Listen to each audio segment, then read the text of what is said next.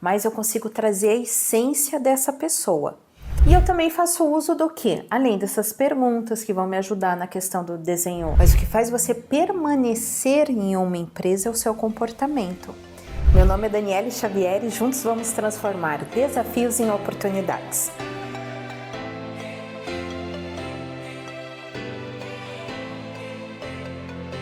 Então tá, até agora a gente viu a definição de um cargo claro e objetivo, quanto é importante e o quanto é importante a participação do gestor nisso.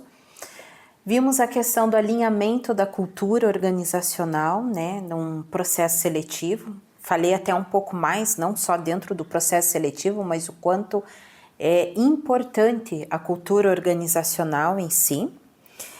Falamos já um pouquinho sobre avaliações técnicas, avaliações comportamentais, né?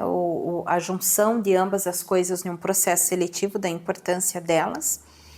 Falando agora um pouquinho da entrevista, quando a gente vai para a entrevista de emprego propriamente dito, eu falei recentemente que eu particularmente gosto de chamar de bate-papo, mas isso é uma coisa minha.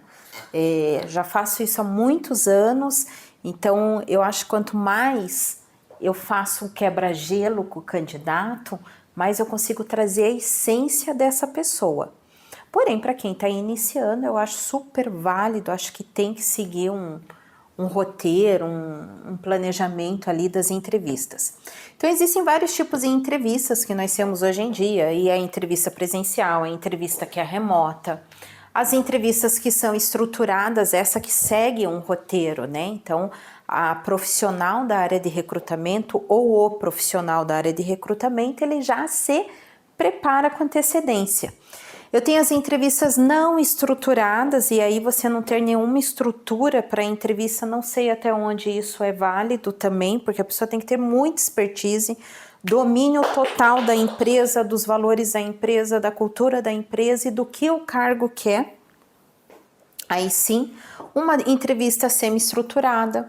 Cargos mais elevados, a gente faz ali um estudo de caso, entrevistas situacionais e as triviais, a entrevista técnica com a entrevista comportamental. Então, digamos que eu quero avaliar em um candidato o quanto ele é empático, porque isso para dentro dessa cultura, dessa empresa, dessa cadeira, é extremamente importante. Ele ter essa empatia é uma das habilidades que o gestor da vaga pediu para que eu avaliasse. Se eu perguntar assim, Zezinho, você tem empatia pelas pessoas? Qual que vai ser a resposta do Zezinho? Claro, Daniele, eu sou uma pessoa que tenho muita empatia. Zezinho, defina a empatia para mim. Eu me coloco no lugar do outro. Perfeito, Zezinho é empático. Então, tem que cuidar com esse tipo de pergunta, né? Eu costumo falar que as perguntas fechadas trazem respostas fechadas.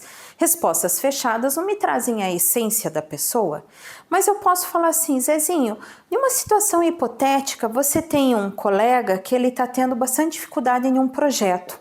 E você percebe, Zezinho, que nessa dificuldade, nesse projeto, está claro que o teu colega está frustrado.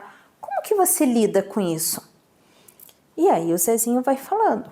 E claro que você vai buscando, você vai puxando, né? E às vezes quando vem respostas muito bonitas para mim, eu devolvo. Eu falo, esclareça um pouco mais o que você quis dizer com isso. Define exatamente o que é isso para você. Porque nenhuma pergunta dessa que diz assim, ó, como você lidaria com um colega que está tendo dificuldades com um projeto e está claramente frustrado? A resposta do Zezinho me traz se ele é empático, se ele tem uma habilidade de liderança, conforme o que ele vai me dizer. Me passa se tem congruência com tudo aquilo que ele me falou durante a entrevista até agora. Se ele é mais colaborativo, se ele não é colaborativo. Linguagem corporal dele vai me falar muita coisa quando eu fizer essa pergunta. Então, de uma pergunta situacional, eu trago muito mais próximo quem é o Zezinho. E aí, nisso, o que eu começo a fazer? Eu começo a fazer a construção desse profissional. Quem é esse profissional e quem será esse profissional dentro da empresa que eu atuo? E por que que hoje é tão importante? E por que se fala tanto na entrevista comportamental, trazer situações para a gente conhecer a pessoa, as habilidades, se realmente essa pessoa tem soft skills, se não tem, o que que ela precisa trabalhar. Existe um estudo que fala que 91% do fator decisório em uma demissão, ele está ligado ao comportamento. Uma vez eu estava conversando com o diretor, meu diretor na ocasião, e a gente chegou a ter um pouco de discussão, porque eu falei para ele que eu preferia pessoas com vontade, porque a gente consegue pôr técnica em quem tem vontade de aprender. Coloca um jovem hoje para aprender alguma coisa. Em pouco tempo, se ele tiver vontade, ele está te dando aula. Sabe por quê? Porque hoje em dia existe um leque de fontes de informações. Eu sou da época de biblioteca pública. Então, hoje em dia, não. Você joga ali, você tem um leque de informações. É tutoriais, é YouTube, é curso. Ele consegue aprender. Veja a importância que é a entrevista comportamental. Estudos dizem que 91% do fator decisório para uma demissão está ligado ao comportamento do profissional. Ou seja, esse profissional ele não é desligado porque falta técnica nele, porque falta um conhecimento, porque falta escolaridade, ele é desligado pelo comportamento dele.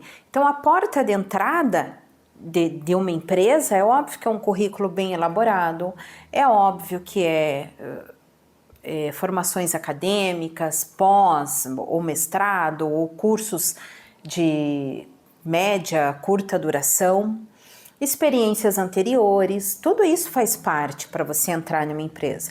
Mas o que faz você permanecer em uma empresa é o seu comportamento. Então, olha o quanto é importante nós, como recrutadores, o quanto nós temos essa missão na nossa mão de trazer esse candidato muito mais próximo, ou melhor, dentro da realidade daquela cultura organizacional. Eu sempre falo assim, é como eu penso, é muito mais fácil você colocar técnica em quem tem vontade do que vontade em quem só tem a técnica. Então, quando eu tenho dois tipos de candidatos para apresentar para o solicitante da vaga, seja o gestor, o diretor da empresa, o CEO, eu tenho dois candidatos, três candidatos para apresentar, mas dentre eles, um deles não tem todos os fatores técnicos necessários para desempenhar aquela função. Claro que isso vai muito também de qual é a função, né?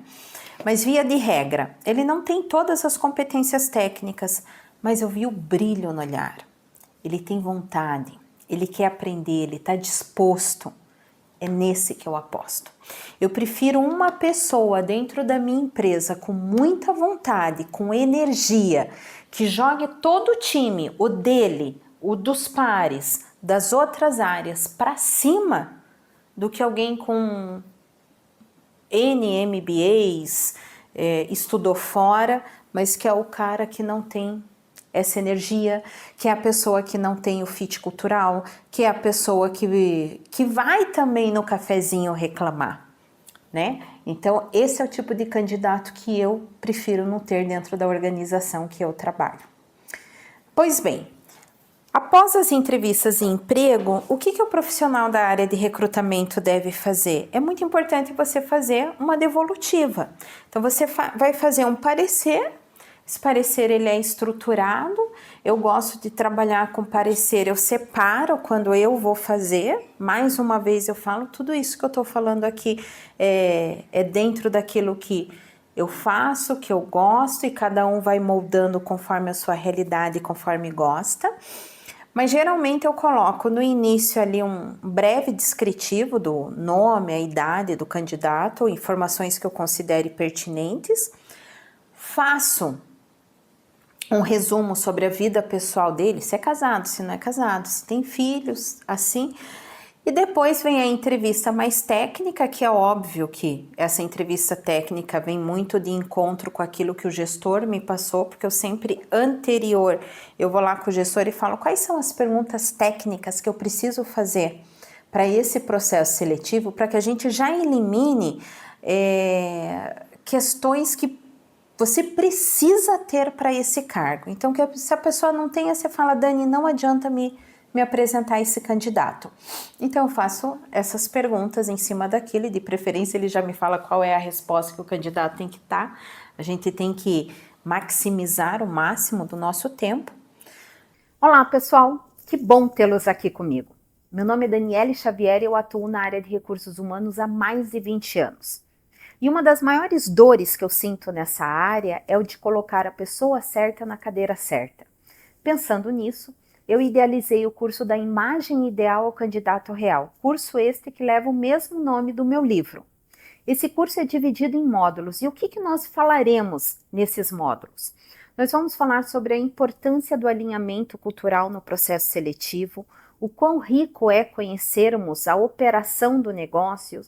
Falaremos também sobre viés consciente e viés inconsciente, ética e legislação dentro do recrutamento e seleção, entre outros temas. Então, se você é da área ou está buscando uma transição de carreira e quer trabalhar como recrutador ou como headhunter, esse curso foi feito para você. Clica agora mesmo no link e adquira ele 100% online com e-book gratuito e certificado. Aí sim vem a avaliação comportamental. Geralmente eu faço uso, além das perguntas que eu brinco que são perguntas poderosas, mais para frente eu vou falar sobre perguntas poderosas. No meu curso de recrutamento e seleção completo, ele vem com todo o passo a passo, inclusive eu trago as perguntas poderosas que eu faço durante as entrevistas. E eu também faço uso do quê? Além dessas perguntas que vão me ajudar na questão do desenho comportamental ali do candidato, geralmente eu faço a aplicação de um DISC ou uma aplicação de um PI. Eu tenho para mim que o teste ele não é fator decisório num processo seletivo, mas ele é de grande valia. Então ele é o que vai me ajudar a desenhar o comportamento desse candidato. Quando eu tenho dúvidas pós o teste daquilo que o candidato falou com o teste, mas é um candidato que eu vejo potencial nele dentro da organização, eu marco uma nova entrevista. Só para depois eu mandar para o gestor da vaga, para o diretor. Então é muito importante a gente fazer esse parecer, essa devolutiva. Eu não gosto, não mando o currículo rabiscado para gestor, faço algo estruturado. E a devolutiva para os candidatos que não foram aprovados, né? E claro que hoje em dia nós temos aí, graças a Deus, o auxílio aí da inteligência artificial, dos ATS, para que nos ajudem a dar essas devolutivas. Mas a gente sabe que pequenas e médias empresas geralmente não têm. Então vale a pena você que está iniciando, ou através de um e-mail padrão, ou algo assim, você dá a devolutiva para os candidatos. Para quem está do outro lado da mesa, e eu já estive do outro lado da mesa algumas vezes, gera uma expectativa muito grande quando a gente está participando de um processo seletivo. Você está colocando naquela empresa todos os seus sonhos, né? Então essa expectativa, a gente lida com pessoas. Então é muito ruim eu deixar um candidato nessa ansiedade, nessa expectativa e não dar a devolutiva para ele. Então a gente deu ali a devolutiva, deu o parecer pro gestor da vaga, e aí o gestor vai fazer o processo seletivo. É importante assim, ó, quem está iniciando, e quando eu dou treinamento, tem pessoas que me perguntam assim, Daniele, mas quem que decide a contratação? A palavra final é do gestor da vaga, né? Agora, quando eu vejo que o candidato não está coeso com os valores da empresa, eu coloco isso no parecer. Então, eu costumo falar assim, né? Que nós temos o quanto é importante a nossa profissão, né?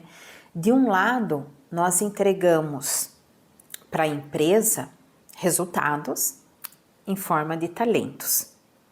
Do outro lado, nós entregamos sonhos em forma de emprego para os candidatos. Muitas vezes a pessoa está participando de mais um processo seletivo, porém ela tem grande interesse nesse que ela está participando com você na sua empresa. Já está desempregada há bastante tempo. Então, é claro, isso daí vai criando expectativas no ser humano. Então, é uma questão de respeito nós darmos a devolutiva para o candidato. Então, eu falei que pode ser dada via e-mail, pode ser dada via WhatsApp. Isso eu estou focando em empresas que hoje não fazem uso de nenhuma plataforma de inteligência artificial que vá fazer isso, né?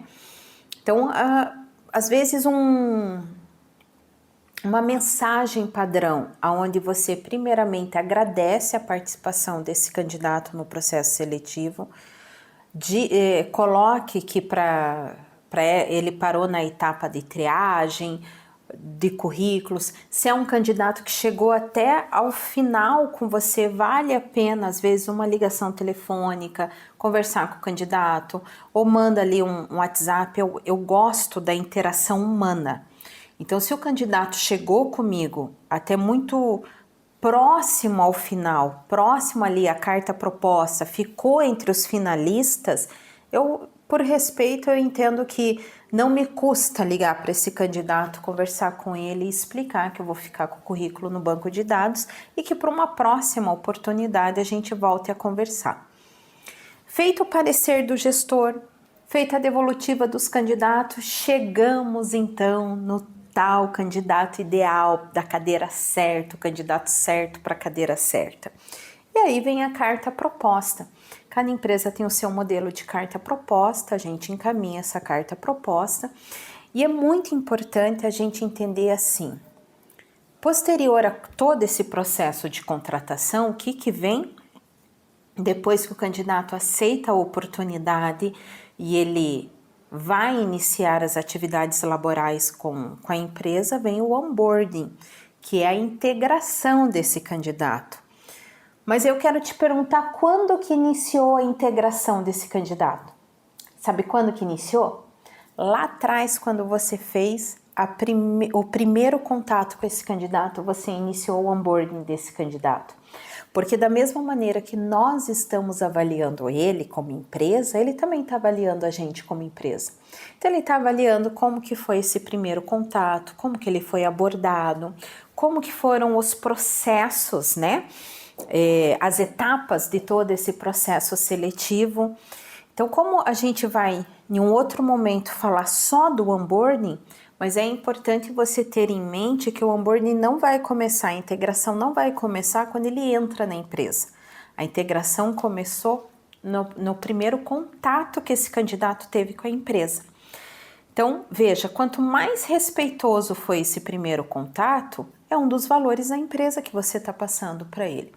Quanto mais desorganizado foi esse primeiro contato, é outro valor da empresa que você está passando para ele. É a cultura da desorganização, do apagar incêndio que você está passando para esse candidato. Então, isso tudo você tem que tomar um cuidado. Então, o processo seletivo ele tem esse início, meio, e eu não digo que é fim, porque ele tem outro início, que é a entrada desse colaborador aqui na empresa.